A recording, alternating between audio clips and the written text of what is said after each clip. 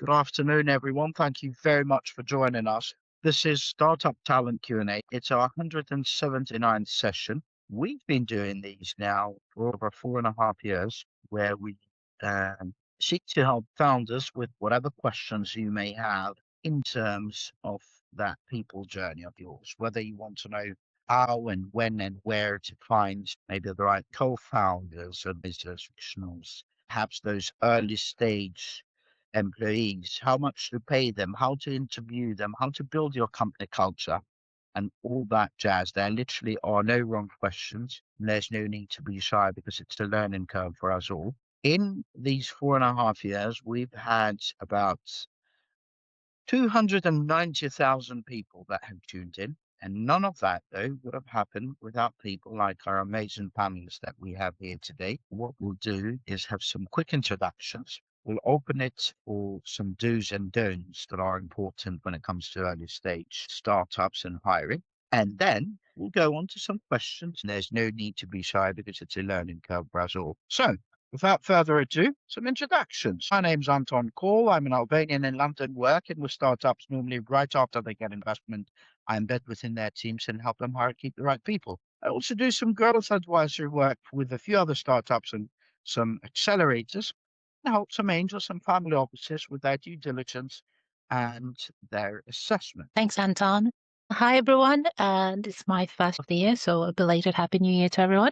My name is Rosie Hewat. I am founder and CEO of Rosie's People. We are a global HR leadership and business operations consultancy. We support startups, scale-ups, and enterprise businesses with everything people and business operations related. My do's and don'ts. Let me shake it up a little bit this year. So I think often people tend to hire a lot for skill. My do's would be around try to hire for mindset as much as skill. So look for adaptability, learning speed, people who are comfortable with ambiguity, because there's a lot of that in a startup. Skills can be taught, mindsets usually can't be taught. And be upfront about what stage you're at, what pace you're traveling at, what constraints you have.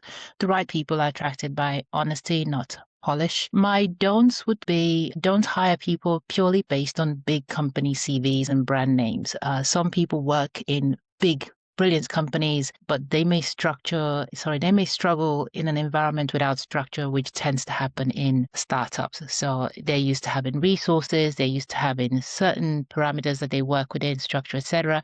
So don't get razzle dazzled, I guess is what I'm trying to say, and don't oversell the role of the vision. Happy New Year to you all. It's my first trip back here with Anton and the illustrious gang. My focus will be on things related to artificial intelligence, AI, the use of AI in the realm of HR. So my quick list of things to do is to not start with the tool, but actually start with real business problems that you're trying to solve, and then basically pull those apart and use AI basically where the work is slow or repetitive or not particularly clear. It can really, really help clarify that for you. Build AI literacy across all your teams in your organization. This is the year that AI gets real in the workplace. Last year was experimental. Lots of people trying things that didn't work, but learning like crazy. And this is the year, I think, that AI really kind of takes hold. Things to avoid. Don't chase shiny tools. There's a lot of hype out there in the market. Talk to folks, tools, owners and vendors and so forth who have lots of real world experience that you can call on and get some proper references to make sure that you don't just kind of enter into things blindly. Always ever be careful about data sensitivity. Make sure that you are being extraordinarily careful in terms of how it is you engage with AI. If you have any questions about it, reach out to people like me.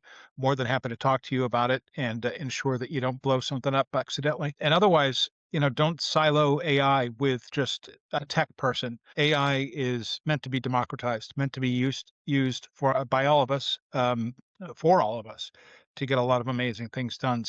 That's my hopeful quick list here for the beginning of 2026. Amazing. Thanks so much. I'm James Peters, based here in the UK. I currently work for Cisco as a talent sourcing manager, hiring across the EMEA for technology roles, predominantly sort of AI, machine learning. Previously, I've worked for Meta from a research perspective. I've also worked for Microsoft in the past, so have some sort of large company experience.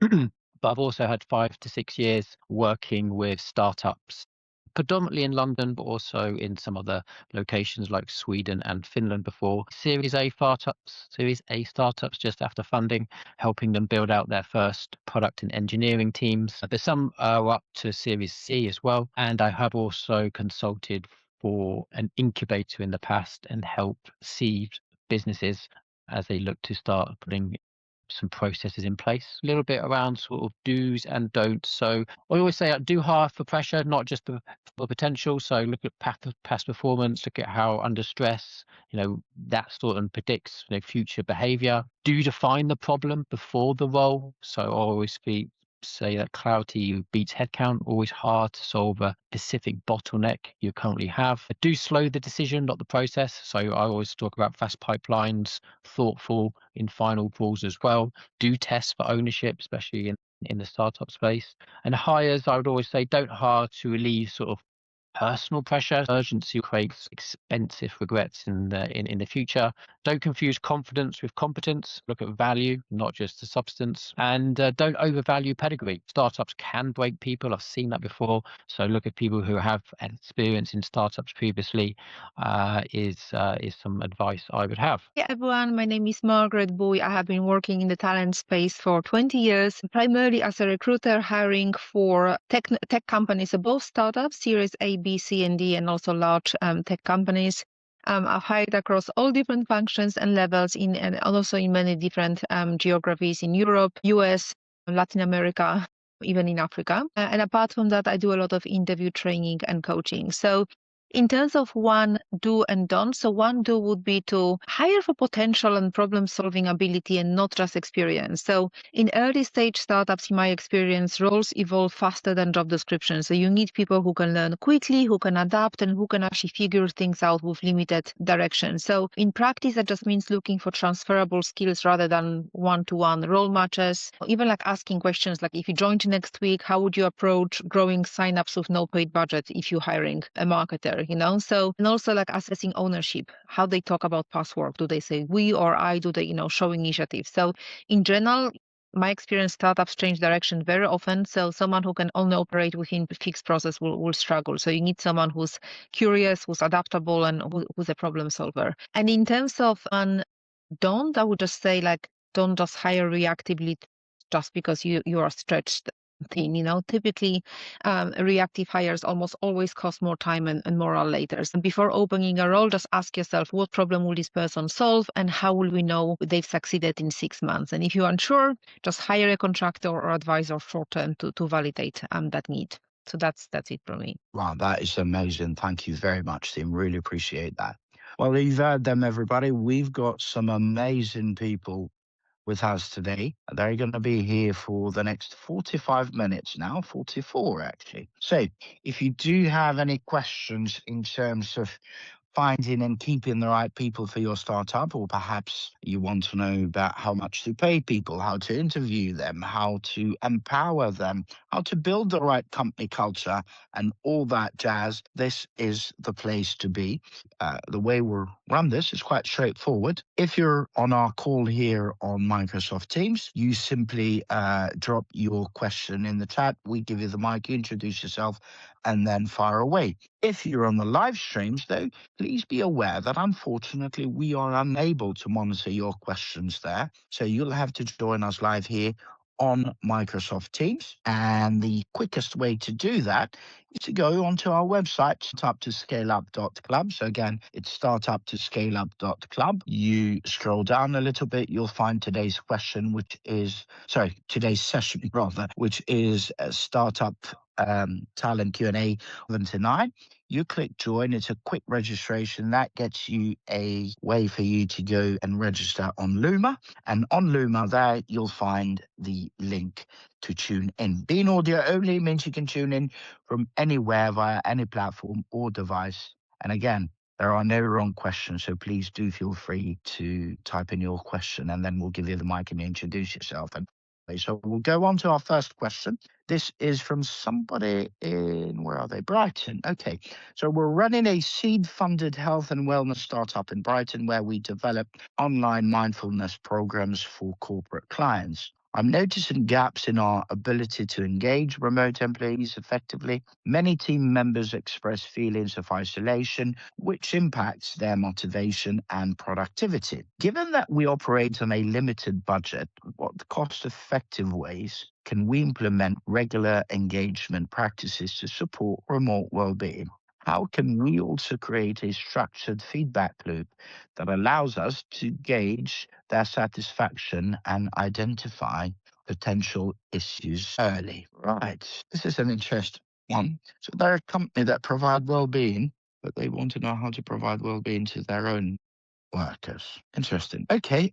So engagement basically for remote well-being. Thanks, Anton. Yeah, it's ironical that you have a well-being company that is in effect looking for a well-being solution. It's a really common issue in remote teams where there's an expectation that people should somehow be quote unquote fine. The reality is isolation creeps in unless you design against it. If you don't actually take intentional steps to design a working flow, a working culture of a remote or hybrid team that deals with this issue, it will keep coming up.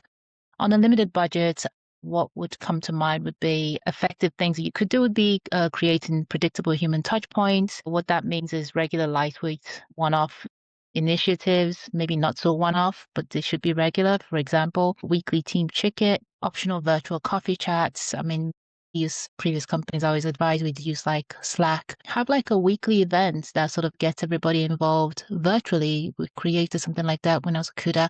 And rotating peer catch-up so people touch base with each other. It doesn't really cost anything, but it does create connection. And also make sure the work itself feels connected. Use shared planning session, visible goals, collaborative tools, so people can see how their work fits into the bigger picture. Isolation isn't just social, it's also often about not feeling impact or not seeing how you're impacted. So on feedback, keep it simple, consistent. Quarterly anonymous pulse surveys, 5 or 6 questions on workload, well-being, clarity, and support. These are far more useful than long surveys that nobody really wants to complete and people often see as a chore once they see how long it is. If you pair that with regular one-to-ones, focus not just on tasks, but on how people are actually doing and how they're coping, that's going to help you. The key is closing the loop. So when people give feedback, tell them what you're going to do with it. Even small changes can build trust. Jeff here. Yeah, I mean, I was going to actually pair a lot of things. It's important to remember that this stuff doesn't need to cost money. What it will cost is time, and it will cost your sense of being present and authentic with people. But it starts with basically, to Rosie's point, sort of an architecture, a structure that says this is how we engage and connect with each other, however it is you want to frame it. And basically it starts with, the manager direct report relationship. You should be talking several times a week. There should also be a buddy system, right? Where you have somebody basically who's likely not in your department, is working in another area, another space, but you guys can say anything to each other. You can work with each other on, with all sorts of things that you might feel funny about talking to your manager about or whatever the case. But that's an important thing as well. I think rituals, human rituals are really important to help a tribe basically stay a tribe, an effective tribe. So I think, look, Friday afternoon rituals are a lot of fun. Do basically, if you're working remotely, pizza and beer at home or whatever the case, but everybody basically has like their best story of the week. And they, kind of pepper that with, this is how I dealt with it, whether or not that worked or whatever the case. Or it could be something funny and something about people's families and personal lives and things of that nature if they're happy to share it. You have to make this environment human. You have to make this a place where people love being because they are so true to each other. Because even though they're physically remote, they are omnipresent and always ever ready to connect. So it's important that you don't let out of sight, out of mind start to take over. That's a very, very natural challenge because we all get busy, especially in small companies. We are doers and we are managers at the same time. And it's really hard to kind of find that balance. But it's super important, basically, for people to know that you are always ever at the end of a click and you can be reached and talked to face, online and things of that nature. And then, I think Rosie has a very good point, too, about the pulse survey thing. You got to keep on top of this stuff, but spice it up, make it funny, make it interesting, but useful, and make sure you're kind of tracking a set of metrics. You might ask about different things each month, but you're basically tracking a similar set of metrics so you can kind of measure properly year over year. Or month over month or quarter over quarter, whatever your cadence is. My answers to this is probably going to be slightly more aligned as well. with what you've already heard. But yeah, I think from my sort of experience, a remote disengagement is really not a motivation issue. It comes a little bit more around connection and clarity. So yeah, so my suggestion would be, running one sort of fixed weekly team reset, keep it sort of 15, 20 minutes, just ask 2 questions, kind of what feels heavy, what feels clear, look at sort of reducing that isolation fast. Another one, which obviously has been recommended already, but create connection in pairs, not groups. So kind of rotate people on a kind of a 15-minute sort of peer check-in. Could be every 2 weeks. There's no agenda there. It's just connection.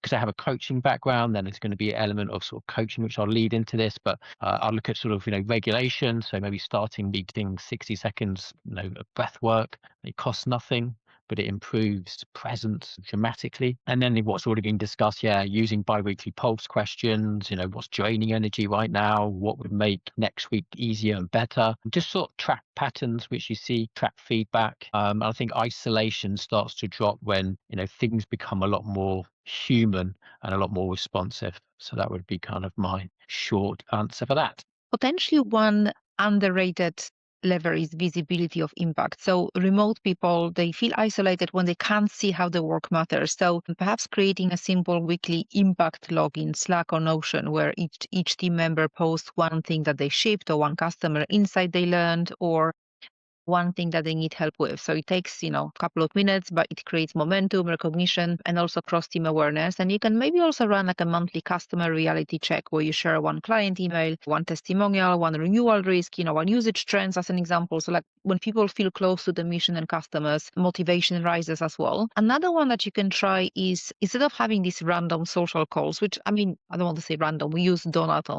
in Slack. I think it's great. But you can also try something that's slightly more structured, like a structured collaboration by designs. You can maybe set up recurring 30 to 45 minutes, like kind of co-working sprints, camera could be optional, where people work silently and then they spend the last 5 minutes sharing what they got done. Something like that can reduce procrastination. I think it builds a sense of togetherness and it doesn't require any extra energy. You can maybe also introduce some working agreements for remote communication. So for example, response time norms and how decisions get documented, and when to async versus meetings. So a lot of isolation is really just also confusion and friction. And just one last thing, I know others talked about the surveys as well. I think surveys are great, but I would just say that for early issue detection, you want to use more like a red flag check rather than those generic surveys. So, we use Typeform and they're great, but maybe just asking something, how sustainable is your workload right now from 1 to 10? How connected do you feel to the team from 1 to 10? Then in just last question, is anything feeling risky or unresolved? So just 3 questions, and then follow up when scores drop. I think the power is not so much in the survey, but it's just in the constant consistency and the response. So remote engagement isn't just about more socials. I think that would be amazing because I work for a remote company, but that's not always possible. It's also about clarity, visibility, and shared progress. So people feel connected to outcomes and not just Zoom calls. That is amazing, team. Thank you very much for that. We'll now move on to question 2. Okay, these people are in London. They're building an AI-driven investment platform. They're planning, or they're hoping rather, to go for a Series A raise by the end of the year. Background is that the main founder, it used to be a hedge fund manager. Problem, it's retaining top talent after a funding round. Question, how do I ensure my employees don't get poached by bigger players after we close a high profile funding round? And then he sent another thing after it saying, I've seen that happen in other startups that I've actually worked in before. So how do you stop that? This is a super important problem. I forgot to, in my introduction, share the fact that basically as a consultant over here in the UK, an American living outside London, I've worked with, what am I up to now? About 19 different organizations that have all been on sort of the startup scale up, mostly scale up routine. So I've seen this happen a lot where you get a funding round and suddenly the spotlight just whizzes around and shines brightly on your entire organization because your Series A, Series B, Series C, whatever it is, just came rolling in. It's in the millions. It seems like all the money in the world and that everybody got instantly rich and everything else. And often what happens behind the scenes is that money was, for the most part, almost always ever accounted for in terms of some level of investment. It's not like that money was just sitting around waiting for people to kind of run by and fill up a bucket. But this is a mistake oftentimes that senior leadership make because the level of expectation from the employees is, hey, we're still part of something really special. Investors thought so. That basically makes me feel like, okay, well, what's in it for me? To a degree, I love my people.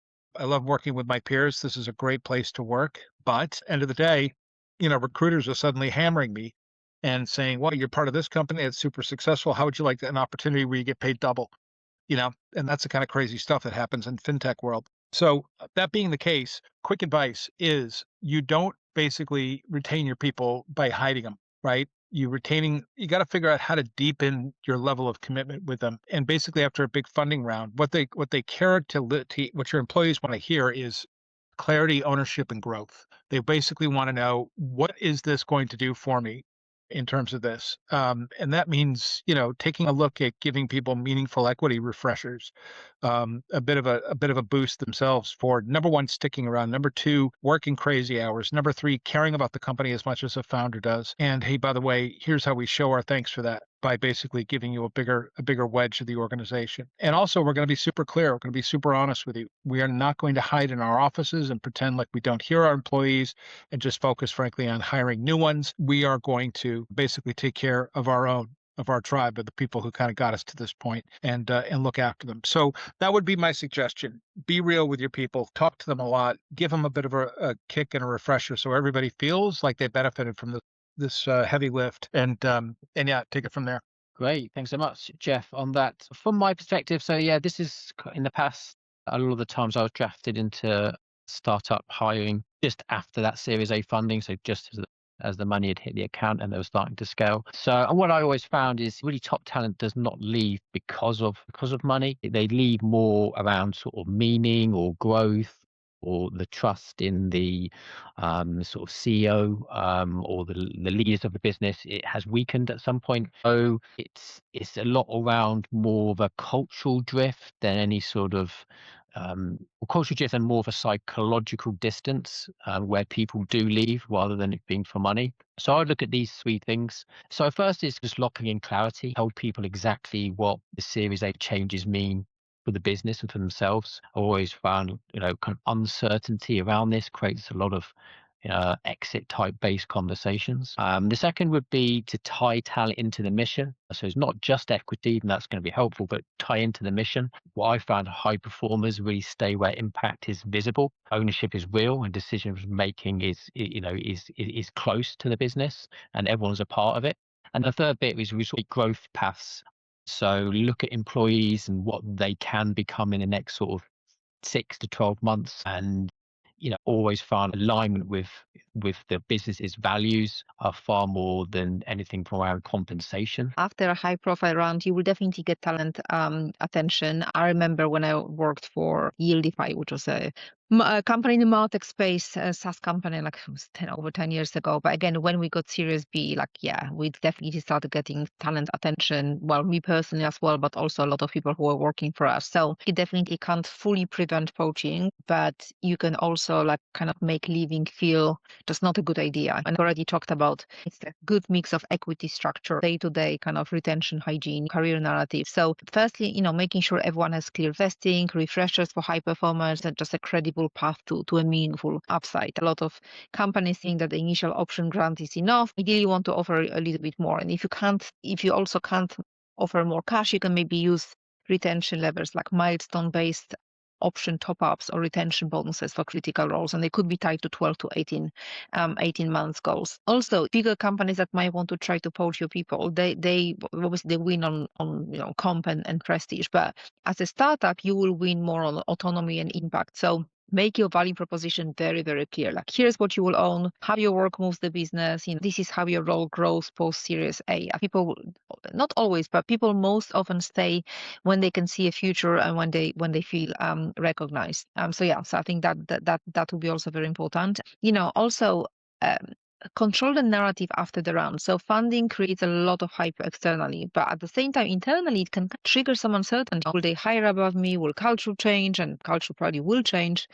Will I still matter? So again, address that heads on in a team session. Share the plan, what changes, what doesn't, why the team is essential to the next phase. So if you combine that clear growth roadmap with fair equity refreshers and genuine career progression, you won't maybe completely stop it, but you will definitely reduce the churn or the attrition, I should say. You can't stop people being approached after a funding round or in general, but you can try to make staying the better option. And culture plays a huge role in that. Giving people a real skin in the game while you're fundraising through the equity actually is one of the levers you could pull.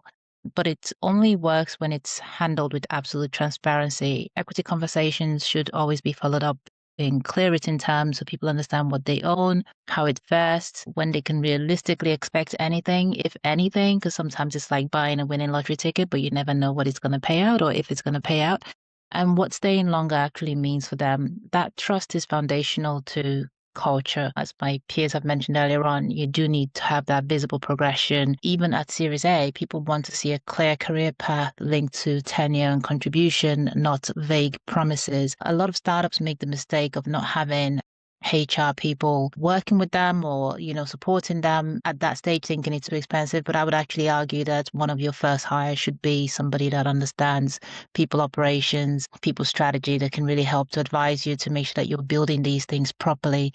When people can see that staying 2 or 3 years leads to increased scope, recognition, or reward, they're far less likely to jump ship. If you give vague promises and nothing is tangible and it's all wishy-washy, nobody's going to stay. It doesn't matter if you're promising them 10 billion at the end of the week. If it doesn't sound like something that's achievable or tangible, it won't work. Culture is then reinforced day to day. So strong leadership, giving people autonomy, providing learning opportunities, recognition, public recognition when possible. People stay where they feel invested, not just compensated. Anybody can offer high salary, but these days people are looking for more than just salary. It has to be the whole thing. So retention is really about alignment. So between equity, career progression, the culture, when those are clear and consistent, bigger players become less tempting. They don't even feature on your radar. Thank you very much.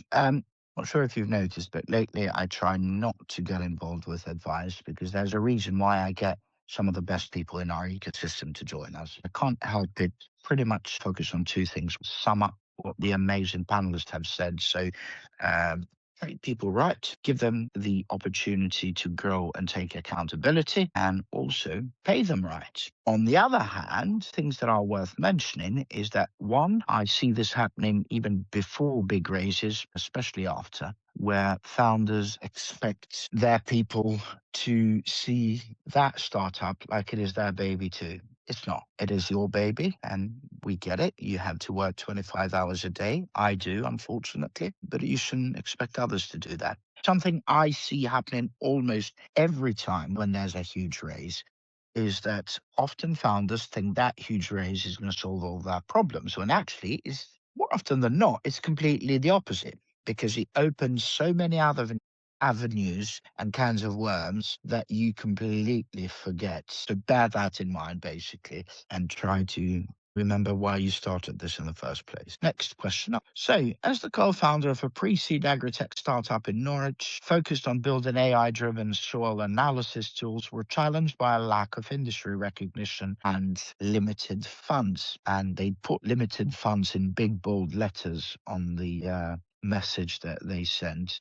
So this impacts our ability to attract highly specialized talent in environmental science and AI development. What are some grassroots, low-budget recruitment strategies that can help us engage talent passionate about agricultural innovation? Additionally, how can we leverage local networks or academic partnerships to find skilled individuals and keep our recruiting pipeline active, despite minimal brand awareness? This is amazing. I'm sure the panelists will have some absolute gold here. I'll save my 2 pence for the end. Fantastic. Thanks so much, Anton. So yeah, this is a great question. I have no experience in this industry, but I'll try sort of an answer based on kind of an overview of what I think would be best. I don't think it's ever a lack of brand or lack of budget are the problem.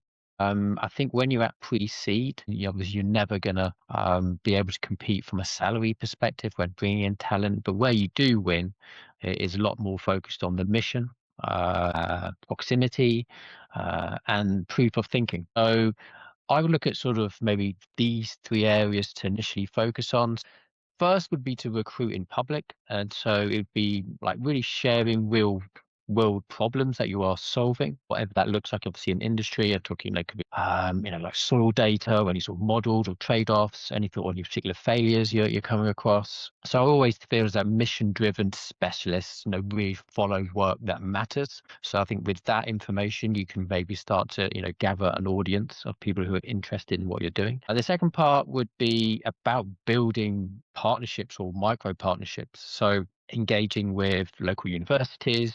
We could be research labs, and there may be some, again, don't know, but things like agricultural hubs in the area. Look at maybe doing some guest lectures somewhere. So I always find if you can have a really strong, maybe academic relationship, it will be obviously a lot of applications which are just coming in. And then the third part, I'd say, offer short, maybe paid problem sprints. Look at research collaborations.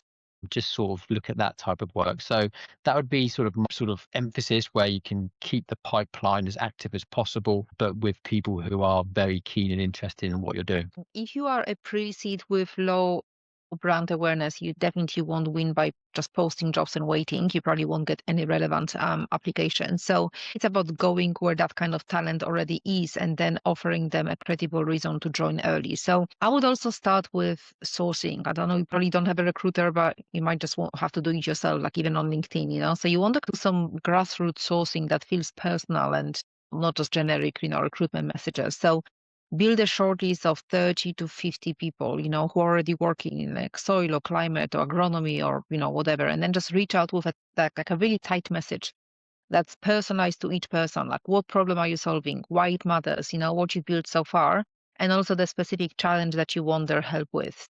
You will get much better responses if you frame it as a mission and technical puzzle, not a job advert. And potentially consider some try before you hire project, some paid micro project that takes 10, 20 hours. That could be cheaper than months of recruiting, and it's a strong filter for motivation and fit. But obviously, it has to be paid if you're expecting someone to spend 10 to 20 hours. Definitely, academic partnerships could be great for that pipeline engine. We have some universities or research centers, so you might want to create one clear partnership offer. So, for example, a student project, a dissertation topic, or a part-time research assistant role, or maybe like a joint pilot with local farms. If you can actually give researchers access to data and a chance to see their work deployed, I think you will potentially attract serious candidates even without big salaries. So over time, that kind of one maybe lab contact could turn into referrals and internships and hopefully a steady stream of talent. And just finally, if you want to keep that pipeline warm, we're considering, like, let's say you've identified these people. Maybe you can run a quarterly online meetup. Maybe you can run a webinar on topics relevant to what you do, maybe invite local researchers or farmers or engineers, and then you collect signups. So it costs nothing or almost nothing. It helps you build legitimacy, and also hopefully creates a pool of people who already know your mission when you're ready to hire. So it's not about volume as such for a business like yours. It's just about building a small but high quality network that compounds over time. Thanks, Margaret. So I would say, especially pre-seed, limited budgets, real constraints, agri-tech. The good news is that the talent you're looking for is often mission-driven, as you've already heard. They're not logo-driven. So as Margaret and James have already mentioned, grassroots recruitment works best here. So you need to go to where your people already are. So the academic communities, the science networks, open source AI forums, online groups, LinkedIn, local meetups, etc. They don't cost a lot. Cash-wise, it does require time, but it gives you access to people who generally care about agricultural innovation. As Margaret mentioned earlier on, universities are a huge asset as well. So building relationships directly with lecturers, PhD supervisors, to research centers rather than just the careers teams. Student projects, research partnerships, internships, etc., grant funded collaborations, all of these can sort of keep your talent pipeline active before you're ready for full-time hires. I also think that sometimes pre-seed and startups in general miss the opportunity to grow their team. You may not be able to find who you're looking for, but you could help to create that person. So running internships whilst people are actually studying but having fractional positions for them. You just have to create the opportunity for them, but you have to deal with the logistics of that because they're going to be studying full time. but working for you on a part-time basis. So you're going to have to invest that time as well. It takes time, but I would say it's a proven method. So I think if you're willing to do it, you should. Another approach is to start with a low commitment engagement, if you like. So short projects, maybe pilots or sort of advisory roles, which then eventually will convert into long-term relationships once that trust is built. And be very transparent about your stage, your mission, the learning opportunity, what you're actually able to offer, because when you can't compete on salary, you compete on purpose, exposure, impact. The work needs to be interesting and meaningful to the person that you're trying to bring on board. It's the kind of challenge we see a lot when working with early stage teams. We're always happy to offer, obviously, free consultation through Rose's People to help founders think creatively about people and hiring strategies without over-engineering things. Yeah, good luck. Sorry, here I am. Look, nothing more for me to add. You guys absolutely crushed it, and very much my thinking as well. So let's we can move on to the other question, kind of squeeze that in. That'd be great. Thank you. Brilliant. The only thing I'd like to add is utilize the people you already have, find a way to increase, let's call it their ambassadorship. And two, one thing that I've seen work well, for me at least in the past, more working for other startups rather than my startups, I have to say, is building relationship with universities to do two things. One, to go and give talks in the classes where they have these potential people that you can hire, and two, to go to various open university events, sort of open recruitment and all that jazz. Also, they often have, especially for year two, if I'm not mistaken, but even others, they have mock exams and mock interviews and things like that. Get in there, be on those assessment panels, build that relationship, and you'll see that you'll start getting applications and connections on LinkedIn from these people. Right, we've got 7 minutes to go. I think time for one more question. Here we go. So I'm the main co-founder of a seed stage health and wellness startup in Belfast, focused on creating wearable devices that monitor and promote healthy posture. As we expand our team of engineers and wellness consultants, we're looking to implement a talent management framework that supports both career progression and role clarity. What specific processes should we prioritize to ensure clear performance tracking and structured development plans? Furthermore, how can we maintain flexibility in these processes to adapt as our team and product offerings evolve? That's an interesting one. At seed stage, talent management really only works when it's very lightweight and consistent and built around role clarity. So really the first thing I would do is to define what good looks like in each role.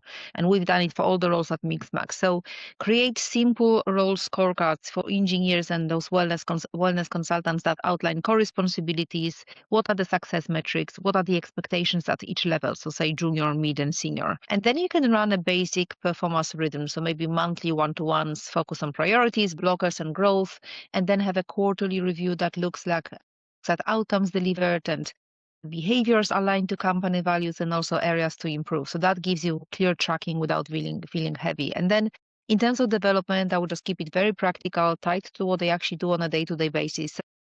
Each person should have a 90-day growth plan with 2 or 3 skills that they are building, the projects they will use to build them, and also what progress looks like. So engineers, for example, might grow through ownership of a feature area or system reliability or shipping velocity. Wellness consultants would be like client outcomes or consistency of user feedback. So just keep everything visible in a shared doc on a Notion page.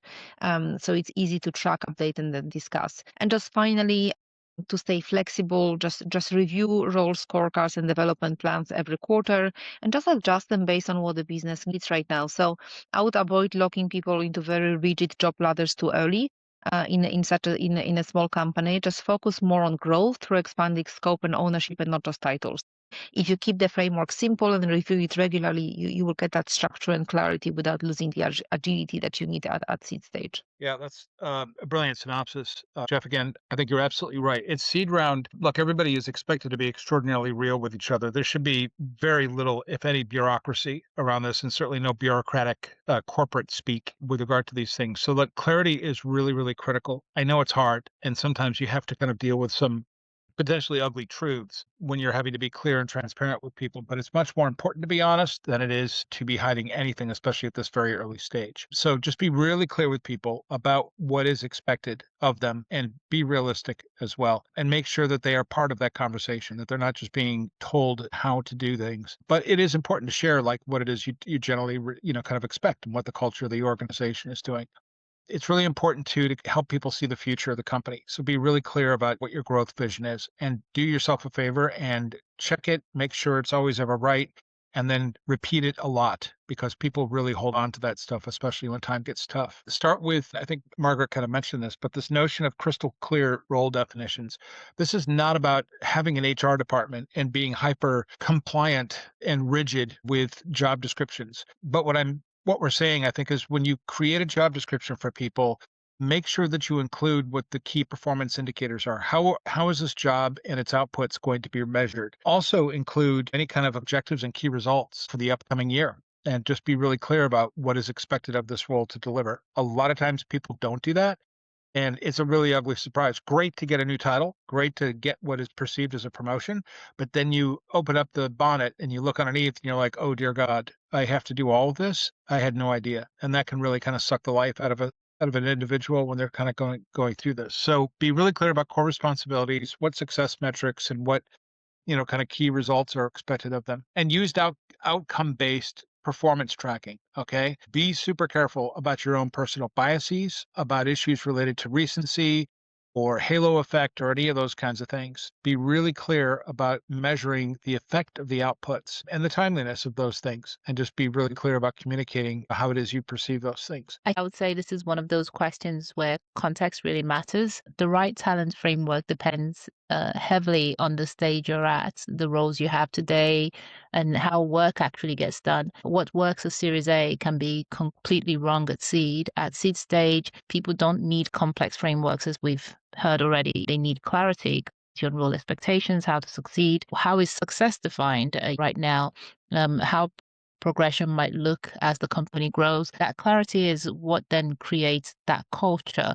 The risk with generic or off-the-shelf HR frameworks is that they look good on paper, but they don't reflect reality. So they often get ignored. Culture doesn't come from documents, as we know. It comes from how decisions are made, how feedback is given, how people experience fairness and trust day to day. It comes from the behavior that is allowed day to day. That is what then becomes your culture. This is also where founders should be realistic about their own strengths. Not everyone needs to become an HR expert, and there's real value in bringing in a people SME, even if it's part-time or fractionally, to just help talk through or design something that's proportionate, practical, and aligned to your stage. When people processes match the maturity of the business, then the clarity helps to drive the culture, and then the culture drives the performance, engagement, and retention, etc. This is definitely one of those questions where I wish the person asking was here. The goal here, especially in a seed stage, is clarity and kind of what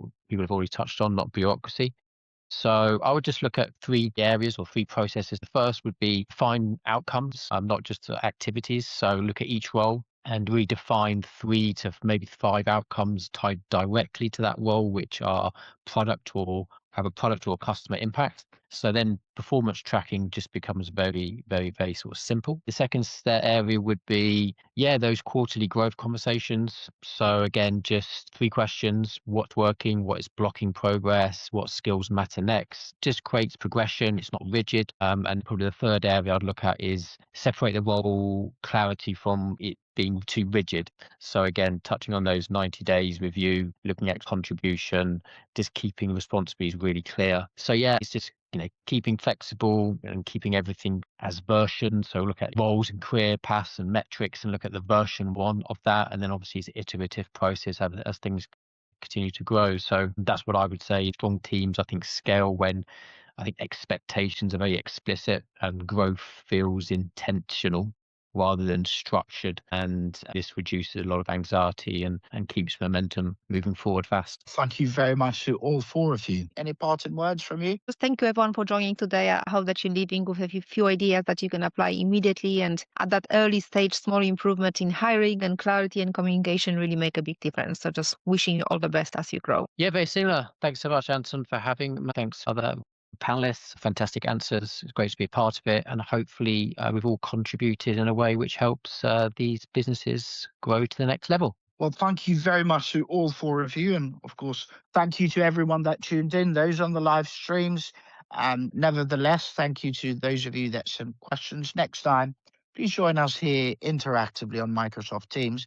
It's audio only, which means you can tune in from anywhere via any platform or device. A couple of quick things before my parting words. Number one, we currently run 6 regular sessions. On Mondays, it's talent. Tuesdays, product and tech. Wednesdays, growth. Thursdays, fundraising. Second Friday of each month is UK startup law. And third Friday of each month is UK startup finances. All from 12 to 1 p.m. UK time. All available on our site, startuptoscaleup.club. And actually, when you go there, you'll also find today's session and future sessions that you can RSVP. But also, we've got a WhatsApp community at the top and bottom of our website. There's a WhatsApp icon you can click on and join any of these groups that you can connect with fellow founders, investors, operators, and of course, our second to none panelists. Now, in terms of my parting words, just remember that the startup journey can be both exciting but also quite challenging. So try to have some fun in the meantime and be kind to yourself and everyone else for that matter too. Otherwise, hopefully you'll be able to join us tomorrow here on Microsoft Teams for Startup Product and Tech Q&A, where we have some amazing panelists that will be able to help you build that early stage. With that in mind, thank you and God bless.